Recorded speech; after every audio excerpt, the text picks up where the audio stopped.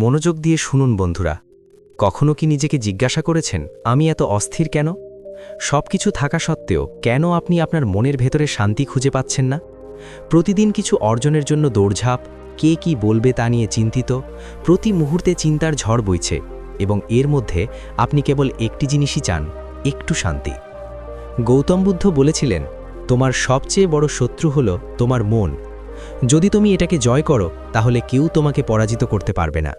কিন্তু প্রশ্ন হলো, আমরা কি কখনো আমাদের মনকে বুঝতে পেরেছি, নাকি আমরা কেবল তার আদেশেই বেঁচে আছি?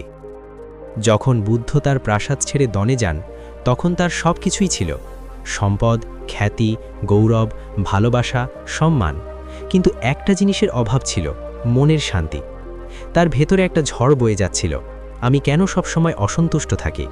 কেন আমার মন সবসময় অন্য কিছু চায়? আর এই প্রশ্ন আজও প্রতিটি মানুষের মনে প্রতিধ্বনিত হয়। বুদ্ধ যা আবিষ্কার করেছিলেন তা কোনো ধর্ম ছিল না, তা ছিল মনের প্রকৃতি বোঝা। মনকে বোঝা মানে ভেতরে যাওয়া, আর এখান থেকেই আমাদের আসল যাত্রা শুরু হয়। ধীরে ধীরে সঙ্গীত গতি বাড়ায়, গভীর কণ্ঠে। মনকে শান্ত করার কথা বলা সহজ, কিন্তু যখন আপনি রাতের অন্ধকারে একা থাকেন, যখন চারিদিকে নীরবতা থাকে এবং আপনার ভেতরে চিন্তার কোলাহল তীব্র হয়, তখন আপনি বুঝতে পারেন মন আমাদের জীবনকে কতটা গভীরভাবে শাসন করে। এটি আমাদের হাসায়, কাঁদায়, ভয় দেখায়, স্বপ্ন দেখায়, এবং আমরা কেবল তার সুরেই নাচতে থাকি। কিন্তু বুদ্ধ এই খেলা বন্ধ করে দেন। তিনি সেই নৃত্যরত মনকে পর্যবেক্ষণ করতে শুরু করেন। তিনি সেই শব্দ থেকে নিজেকে আলাদা করেন, এবং সেখান থেকে জ্ঞানের আলো শুরু হয়। মনোবিজ্ঞান আরও বলে যে আমাদের মন একটি ব্যবস্থা, এমন একটি ব্যবস্থা যা বারবার একই চিন্তাভাবনা পুনরাবৃত্তি করে, যার সাথে আপনি আবেগতভাবে সংযুক্ত। যদি আপনি কোনো উদ্বেগের সাথে সংযুক্ত হন, তবে মন বারবার এটি পুনরাবৃত্তি করবে, কারণ এটি সেখানে সুরক্ষার মায়া খুঁজে পায়। মন শান্তি পছন্দ করে না, এটি চলাচল করতে চায়, এর কিছু করার প্রয়োজন হয়, এবং এটি এর সবচেয়ে বড় কৌশল। বুদ্ধ এটি সুন্দরভাবে ব্যাখ্যা করেছেন। তিনি বলেছিলেন যে মন একটি বানরের মতো, এক ডাল থেকে অন্য ডালে লাফিয়ে লাফিয়ে চলে। কখনো অতীতে, কখনো ভবিষ্যতে, কখনো অনুশোচনায়, কখনো কখনো কল্পনায়। এই মুহূর্ত ছাড়া আর কোথাও কিছু নেই। আর এখানেই মনোবিজ্ঞান এবং বৌদ্ধ দর্শন একত্রিত হয়।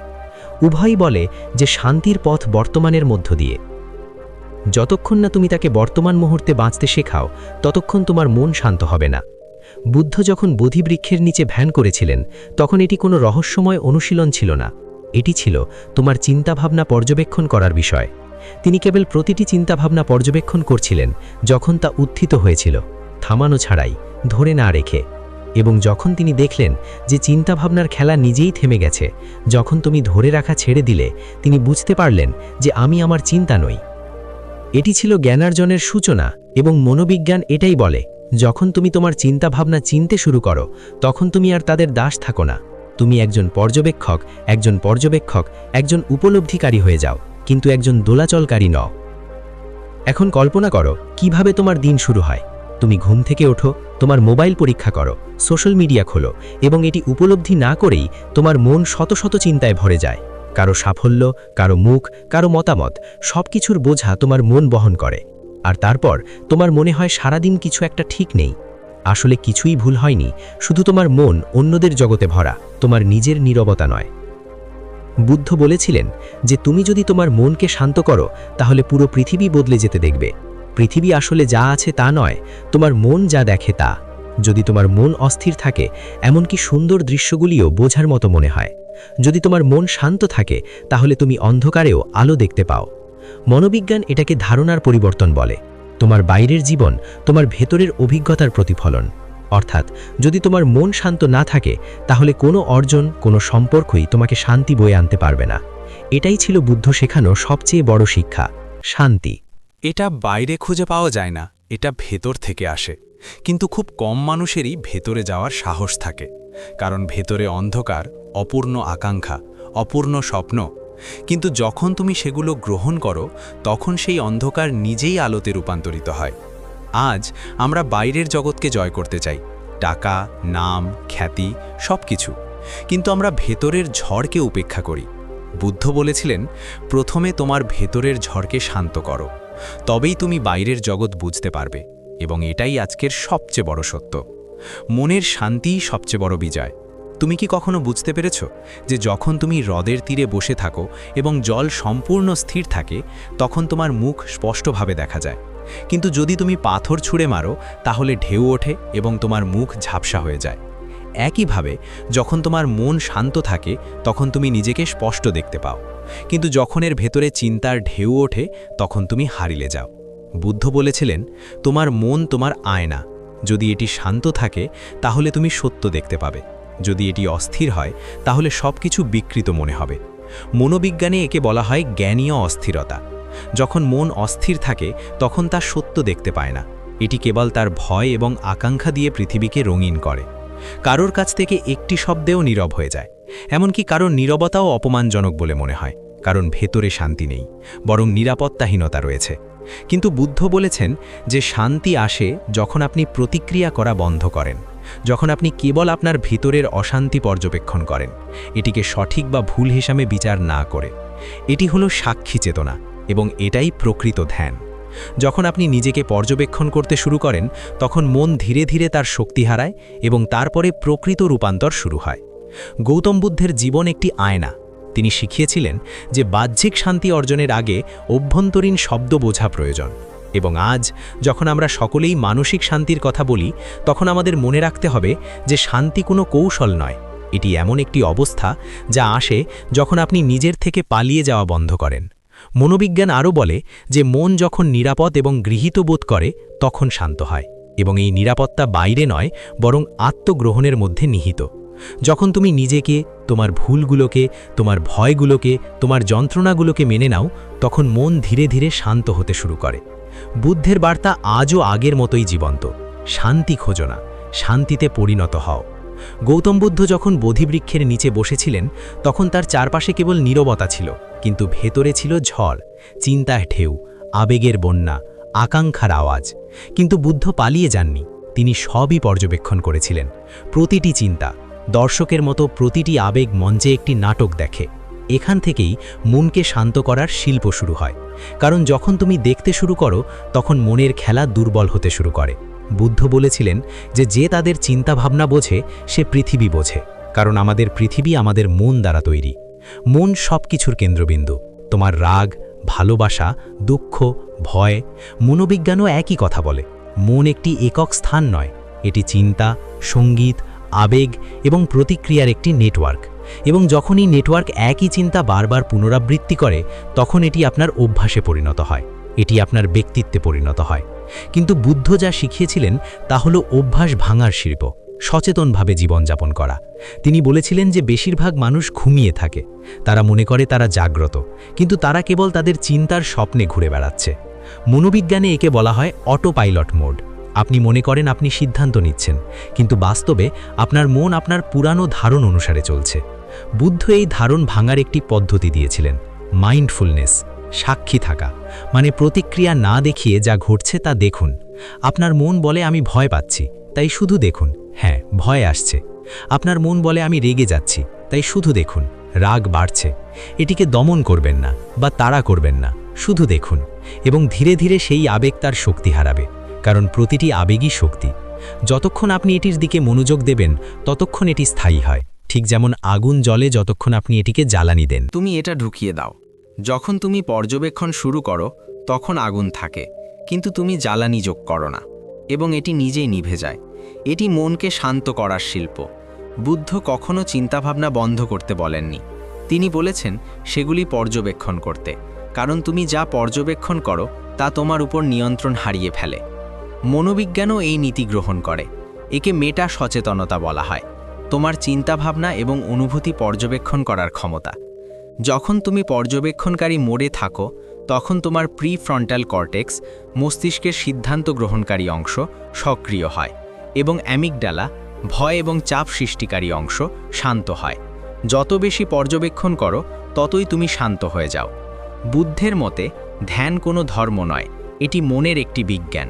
তিনি বলেন তোমার মন একটি পুকুরের মতো, যদি তুমি এটিকে স্থির রেখে দাও তাহলে জল নিজেই পরিষ্কার হয়ে যাবে। কিন্তু আমরা কি করব? আমরা সেই জল বারবার নাড়াতে থাকি, চিন্তা, অভিযোগ, ভয় দিয়ে, এবং তারপর জিজ্ঞাসা করি আমার মন কেন বিচলিত। মনোবিজ্ঞান এটিকে জ্ঞানীয় চক্র বলে। যে চক্রে মন আটকা পড়ে আছে। বুদ্ধ বলেছেন সেই চক্র ভাঙতে। অর্থ চিন্তা থেকে নিজেকে আলাদা করো, ভাবো না, শুধু দেখো। একবার এক ব্যক্তি বুদ্ধের কাছে এসে বলল, আমার মন খুব অস্থির, আমার শান্তি দরকার। বুদ্ধ হেসে বললেন, তোমার মনকে নিয়ে এসো, আমি তাকে শান্ত করব। লোকটি কিছুক্ষণ বসে রইল এবং তারপর বলল, আমি আমার মনকে খুঁজছিলাম, কিন্তু কোথাও দেখা গেল না। বুদ্ধ বললেন, মন যখন দেখা যায় না তখন এটাই শান্তি। কি আশ্চর্যজনক ব্যাপার! যখন তুমি মনের খোঁজা বন্ধ করো তখন তা নিজে থেকেই অদৃশ্য হয়ে যায়। কারণ মন কোনো বস্তু নয়, এটি চিন্তার একটি অবিরাম প্রবাহ, এবং যখন তুমি সেই প্রবাহ পর্যবেক্ষণ করতে শুরু করো তখন তা ধীরে ধীরে কমতে শুরু করে। মনোবিজ্ঞান আরও বলে যে যতক্ষণ তুমি তাদের শক্তি দাও ততক্ষণ চিন্তা বৃদ্ধি পায়। যখন তুমি কেবল তাদের পর্যবেক্ষণ করো তখন আবেগের বৃত্ত ভেঙে যায় এবং মন শান্ত হয়ে যায়। বুদ্ধ বলেছেন, শান্তি আসে যখন তুমি বুঝতে পারো যে সব কিছুই ক্ষণস্থায়ী, এমনকি এই চিন্তাও ক্ষণস্থায়ী, এমনকি এই দুঃখও ক্ষণস্থায়ী, এমনকি এই ভয়ও ক্ষণস্থায়ী।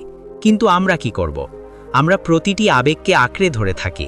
আমরা বলি, আমি দুঃখিত, আমি রাগ করি। কিন্তু সত্য হলো, দুঃখ আসে এবং যায়, রাগ আসে এবং যায়। তুমি দুঃখ নাও, তুমিই পর্যবেক্ষক, দুঃখকে অতিক্রম করতে দেখছ। এই উপলব্ধি মনকে শান্ত করে। যখন তুমি এই পর্যবেক্ষককে চিনতে পারো তখন তুমি তোমার চিন্তাভাবনাকে অতিক্রম করে যাও। তারপর কোনো অপমান তোমাকে নাড়া দিতে পারবে না, কোনো সমালোচনা তোমাকে পোড়াতে পারবে না। কারণ এখন তুমি সাক্ষীর কেন্দ্র থেকে বাস করো, চিন্তার কেন্দ্র থেকে নয়। মনোবিজ্ঞান একে আত্মবিচ্ছিন্নতা বলে। এখানেই একজন ব্যক্তি তাদের চিন্তাভাবনা এবং আবেগ থেকে নিজেকে বিচ্ছিন্ন করে এবং নিরপেক্ষভাবে পর্যবেক্ষণ করে। এটিই গভীরতম থেরাপি, যা ওষুধের মাধ্যমে নয় বরং সচেতনতার মাধ্যমে অর্জিত হয়। বুদ্ধ শিখিয়েছিলেন যে যখন তুমি সচেতন হও তখন তোমার ভেতরের শক্তি চিন্তাভাবনা থেকে শান্তির দিকে প্রবাহিত হয়, এবং এটিই প্রকৃত ধ্যান। এখন কল্পনা করো যে তুমি একটি শান্ত বনে বসে আছো। বাতাস তোমার সামনে গাছের পাতা নাড়াচ্ছে, চারিদিকে নীরবতা, এবং তুমি কেবল তোমার ভেতরের চিন্তাভাবনা পর্যবেক্ষণ করছো। তারা আসে এবং যায়, কিন্তু তুমি কেবল একজন দর্শক। ধীরে ধীরে সেই শব্দগুলি ম্লান হতে শুরু করে। তুমি বুঝতে পারো, আমি চিন্তা নই, আমি চিন্তাগুলোকে পর্যবেক্ষণ করছি। আর ঠিক সেই মুহূর্তেই তোমার ভেতরে এক গভীর শান্তি নেমে আসতে শুরু করে। এমন এক শান্তি যা শব্দে প্রকাশ করা যায় না, কেবল অনুভব করা যায়। এটা বুদ্ধের শিল্প, সচেতন থাকা, নিয়ন্ত্রণ করা নয়। কারণ নিয়ন্ত্রণও একটি সংগ্রাম, এবং সংগ্রামে কোনো শান্তি থাকতে পারে না। শান্তি আসে যখন তুমি গ্রহণ করো, যখন তুমি বলতে পারো, হ্যাঁ, এগুলো চিন্তা, কিন্তু আমি এগুলো নই। মনোবিজ্ঞান আরও বলে যে গ্রহণ থেরাপি সবচেয়ে কার্যকর। তুমি যত বেশি প্রতিরোধ করবে, মন তত বেশি জড়িয়ে পড়বে। তুমি যত বেশি গ্রহণ করবে, তত এটি খুলে যাবে। বুদ্ধের ধ্যান কৌশল বিপাসনা এর উপর ভিত্তি করে তৈরি। বিপাসনা মানে যেমন আছে তেমন দেখা, কোনো নিন্দা নেই, কোনো বিচার নেই, কোনো নিয়ন্ত্রণ নেই, শুধু দেখো। এবং এই দেখাই ভেতরের সমস্ত গিট খুলে দেয়। ধীরে ধীরে মন শান্ত হতে শুরু করে।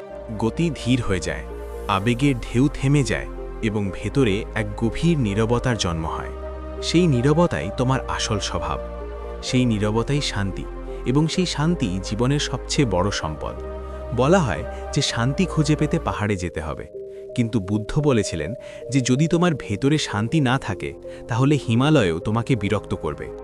প্রকৃত শান্তি কোনো জায়গায় থাকে না, এটি তোমার জীবনযাত্রার মধ্যেই লুকিয়ে থাকে। আমরা সবাই মনে করি শান্তি মানে কোনো কোলাহল, কোনো উত্তেজনা নেই, কিন্তু বুদ্ধ বলেছিলেন যে শান্তি মানে বিশৃঙ্খলার মধ্যেও স্থির থাকা। যখন চারপাশে বিশৃঙ্খলা থাকে তখন কিছু স্থিতিশীল থাকে, কিছু শান্ত থাকে। এটাই প্রকৃত ধ্যান। কিন্তু প্রশ্ন হলো, কিভাবে? এই আধুনিক দ্রুত গতির চাপপূর্ণ জীবনে তিনি কিভাবে সেই বুদ্ধের মতো শান্তি আনতে পারেন? প্রথমে বুঝুন যে শান্তি খুঁজে পেতে হলে জীবনকে বোঝা গুরুত্বপূর্ণ, তা থেকে পালিয়ে যাওয়া নয়। সকালে ঘুম থেকে ওঠার পর তুমি প্রথমে কি করো? তোমার ফোন তুলে নাও, তোমার বিজ্ঞপ্তি পরীক্ষা করো, পৃথিবীর শব্দে নিজেকে ভরে তুলুন। তারা শোনে এবং তারপর বলে যে তাদের মন শান্ত থাকে না। এটা কিভাবে সম্ভব? তোমার মন দিনের শুরু করে অন্যদের চিন্তা দিয়ে। যদি তুমি সত্যিই তোমার মনকে শান্ত করতে চাও তাহলে সকালের প্রথম মুহূর্তটা নিজের জন্য উৎসর্গ করো। চোখ খোলার সাথে সাথেই 2 মিনিটের জন্য তোমার শ্বাস অনুভব করো। শ্বাস ভেতরে যাচ্ছে এবং বেরিয়ে আসছে, শুধু এটা লক্ষ্য করো। বুদ্ধ বলেছিলেন যে শ্বাস হলো জীবনের সেতু, শরীর এবং মনের মধ্যে। যখন তুমি তোমার শ্বাস পর্যবেক্ষণ করতে শিখো তখন তোমার মনও সেই ছন্দে শান্ত হতে শুরু করে। মনোবিজ্ঞানে একে বলা হয় মননশীল শ্বাস-প্রশ্বাস। যখন তুমি তোমার শ্বাসের দিকে মনোযোগ দাও তখন তোমার মস্তিষ্কে কর্টিসল, স্ট্রেস হরমোন হ্রাস পায় এবং সেরোটোনিন, সুখের হরমোন বৃদ্ধি পায়। এর মানে হলো যে একটি ছোট অভ্যাস তোমার পুরো দিনের আবেগের দিক পরিবর্তন করতে পারে। তারপর যখনই তুমি দিনের বেলায় কিছু করো, হাঁটা, খাওয়া, কথা বলা, শোনা, কেবল একদারে একটি কাজ করো। কারণ যে মন অনেক দিকে ঘুরে বেড়ায় সে কখনো শান্ত থাকতে পারে না। বুদ্ধ বলেছিলেন যে ব্যক্তি হাঁটতে এবং খেতে জানে সে জানে কিভাবে বাঁচতে হয়। আজকের পৃথিবীতে মানসিক অস্থিরতার এটাই সবচেয়ে বড় কারণ। প্রতিটি কাজে আমরা অন্য কোথাও থাকি। যখন আমরা খাই তখন আমাদের মন মোবাইল ফোনের দিকে তাকায়। যখন আমরা কথা বলি তখন আমাদের মন অন্য কোথাও থাকে। অর্থাৎ আমাদের শরীর এখানে থাকে কিন্তু আমাদের মন অন্য কোথাও থাকে। আর যখন মন এবং শরীর সমন্বয়হীন থাকে তখন জীবনের আনন্দ অদৃশ্য হয়ে যায়। মনোবিজ্ঞান এই মনোযোগ বিভক্তিকে বলে। যখন আপনার মনোযোগ বিক্ষিপ্ত হয় তখন মন একটি অসম্পূর্ণ কাজ নেতিবাচকভাবে অনুভব করে। এটি উদ্বেগ বাড়ায়। এই কারণেই বুদ্ধ পরামর্শ দিয়েছেন যে আপনি যাই করুন না কেন তা সম্পূর্ণ মনোযোগ দিয়ে করুন। কারণ যখন মনোযোগ কেন্দ্রীভূত হয় তখন শক্তি একদিকে প্রবাহিত হয় এবং সেখান থেকে শান্তির জন্ম হয়। এখন আরেকটি বিষয় গ্রহণ করুন, গ্রহণযোগ্যতা। যখন আপনি কোনো পরিস্থিতির সাথে লড়াই করা বন্ধ করেন তখন অর্ধেক শান্তি সেখানে পাওয়া যায়। কারণ দ্বন্দ্ব সর্বদা মনকে ক্লান্ত করে তোলে। আপনি কারো ওপর রাগান্বিত হন, আপনি কোনো পরিস্থিতি নিয়ে বিরক্ত হন, আপনি বারবার এটি নিয়ে ভাবতে থাকেন এবং এই প্রক্রিয়ায় আপনি নিজেকে হারিয়ে ফেলেন। বুদ্ধ বলেছিলেন, যা ঘটেছে তা ঘটতে দিন, যা চলছে তা যেতে দিন, কারণ সব কিছুই ক্ষণস্থায়ী। মনোবিজ্ঞানে একে বলা হয় মৌলিক গ্রহণযোগ্যতা। এর অর্থ বাস্তবতাকে যেমন আছে তেমন গ্রহণ করা, কারণ প্রত্যাখ্যান দুঃখের জন্ম দেয়। ঢেউ থামানো যেমন অসম্ভব, জীবনের ঘটনাও তেমনি। কিন্তু যখন তুমি সাঁতার কাটতে শেখো তখন সেই সমুদ্রই তোমার সঙ্গী হয়ে ওঠে। বুদ্ধ বলেছিলেন যে কষ্ট তোমাকে কষ্ট দেয় না, বরং কষ্টের প্রতিরোধ তোমাকে কষ্ট দেয়। যখন তুমি প্রতিরোধ ছেড়ে দাও তখন তোমার মন স্বয়ংক্রিয়ভাবে শান্ত হয়ে যায়। এখন সবচেয়ে গভীর শিক্ষা আসে, একা থাকতে শেখো। ভিড়ের মধ্যে কখনো শান্তি পাওয়া যায় না। যখন তুমি নিজের সাথে সংযোগ স্থাপন করো তখনই তা পাওয়া যায়। বুদ্ধ বলেছিলেন যে একা হাঁটতে শেখে সে পৃথিবীকে বোঝে। কিন্তু একা থাকা মানে বিচ্ছিন্নতা নয়, বরং নিজের কথা শোনা, সেই কণ্ঠস্বর যা সমস্ত শব্দে ডুবে যায়।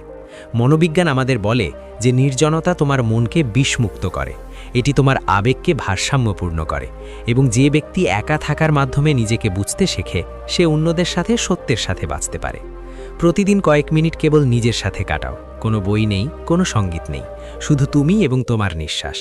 ধীরে ধীরে তুমি বুঝতে পারবে যে তোমার মন শান্ত হচ্ছে না, বরং তুমি নিজেই শান্তিতে পরিণত হচ্ছে। বুদ্ধ বলেছেন যে যখন তুমি ভেতরে যাও তখন কোনো নড়াচড়া থাকে না, কেবল নীরবতা থাকে এবং নীরবতাই তোমার আসল রূপ। এটাই সেই মুহূর্ত যখন জীবনের স্বাদ বদলে যায়। তুমি যানজটে আটকে থাকো বা সংকটে থাকো, তুমি ভেতর থেকে শান্ত থাকবে, কারণ এখন তুমি বাইরের নিয়ন্ত্রণ নয়, অভ্যন্তরীণ ভারসাম্য শিখেছ। মনোবিজ্ঞান আরও বলে যে ব্যক্তি আবেগ নিয়ন্ত্রণে দক্ষতা অর্জন করে সে জীবনের ঝড়ের মধ্যেও শান্ত থাকতে পারে। এটি কোনো সহজাত দক্ষতা নয়, এটি অনুশীলনের সাথে আসে।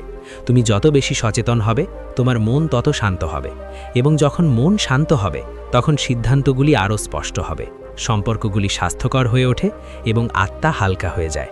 অন্য কথায়, শান্তি কোনো অনুশীলন নয়, এটি জীবনের একটি উপায়। আমরা কখনোই বর্তমানে থাকি না, আমরা হয় অতীতে হারিয়ে যাই অথবা ভবিষ্যতের ভয়ে ভীত থাকি, এবং সেই কারণেই আমাদের মন কখনো শান্তিতে থাকে না। গৌতম বুদ্ধ বলেছিলেন, অতীতকে ছেড়ে দাও, ভবিষ্যতে কি হবে তা নিয়ে চিন্তা করো না, বর্তমানকে পূর্ণভাবে বেঁচে থাকো। কিন্তু এই বর্তমানকে বেঁচে থাকা সবচেয়ে কঠিন অংশ, কারণ আমাদের মন কখনো থেমে থাকে না। এটা একটা বানরের মতো যে ডাল থেকে ডালে লাফিয়ে বেড়ায়, কখনো স্মৃতির উপর, কখনো ভয়ের উপর, কখনো স্বপ্নের উপর। আর যতক্ষণ না আমরা এই লাফিয়ে পড়া মনকে বুঝতে শিখি ততক্ষণ আমরা তাকে শান্ত করতে পারবো না। মনোবিজ্ঞান বলে মনকে শান্ত করার প্রথম ধাপ হলো পর্যবেক্ষণ। মন কি ভাবছে তা দেখা, লড়াই না করে, থামানোর চেষ্টা না করে। বুদ্ধও এটি শিখিয়েছিলেন। তিনি বলেছিলেন, মনকে শান্ত করতে নয়, বরং মনকে দেখতে শিখো, কারণ যখন তুমি দেখতে শিখো তখন মন স্বয়ংক্রিয়ভাবে শান্ত হয়ে যায়। ঠিক যেমন নোংরা জল চলতে থাকলে ময়লা উপরে থেকে যায়, কিন্তু যখন এটি থেমে যায় তখন এটি স্থির হয়ে যায় এবং জল স্বচ্ছ হয়ে যায়। একইভাবে যখন আমরা কেবল মনকে দেখতে শিখি তখন এর চিন্তাভাবনাগুলি নিজে থেকেই স্থির হয়ে যায় এবং ভিতরে এক অকথ্য শান্তির উদ্ভব হয়। এই শান্তি, এই নীরবতা সেই স্থান যেখানে প্রকৃত জীবন শুরু হয়। বুদ্ধ বলেছিলেন, তোমার মনকে জানো, মুক্তির দরজা। আধুনিক মনোবিজ্ঞান আরও বলে যে আত্মসচেতনতা সমস্ত মানসিক যন্ত্রণা থেকে মুক্তির গভীরতম পথ। তাই বন্ধুরা, যদি তুমি তোমার জীবনে শান্তি খোঁজো, যদি তুমি সেই অস্থিরতায় ক্লান্ত হয়ে পড়ে থাকো যা তোমাকে প্রতি রাতে জাগিয়ে রাখে, তাহলে এখনই সময় ভেতরে প্রবেশ করার।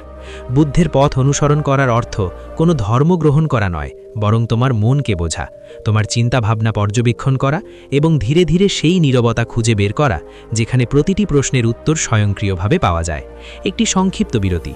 এই সিরিজের এই প্রথম অংশটি কেবল শুরু, এমন একটি যাত্রার যা বাইরের দিকে নয়, ভিতরের দিকে যায়, যেখানে তুমি তোমার মনের রহস্য বুঝতে পারবে, তোমার অস্থিরতার মূলে পৌঁছাবে এবং ধীরে ধীরে শান্তির গভীরতা অনুভব করবে যা অতুলনীয়। বুদ্ধ এ সম্পর্কে কথা বলেছেন, নির্বাণ কোনো স্থান নয়, এটি অন্তরস্থ নিস্তব্ধতা। তাই সাথে থাকুন, কারণ পরবর্তী বিভাগগুলিতে আমরা জীবনের গভীর কৌশল এবং গোপনীয়তাগুলি শিখব যা বুদ্ধ শিখিয়েছিলেন এবং আধুনিক মনোবিজ্ঞান যা প্রমাণ করেছে। এটি কেবল শুরু। পরবর্তী বিভাগে আমরা শিখব কিভাবে মনের অস্থিরতা বুঝতে হয় এবং ধীরে ধীরে এটিকে স্থিতিশীল করতে হয়। যদি এই যাত্রা আপনার মধ্যে আলোড়ন সৃষ্টি করে থাকে, তাহলে দয়া করে এই ভিডিওটি লাইক করুন, শেয়ার করুন এবং সাবস্ক্রাইব করুন। আমাদের চ্যানেলে আমরা কেবল কথা বলি না, আমরা ভিতরের শক্তি জাগ্রত করার চেষ্টা করি। এই চ্যানেলটি কেবল শোনার জন্য নয়, বরং জীবনযাপনের শিল্প শেখানোর জন্য। ধন্যবাদ।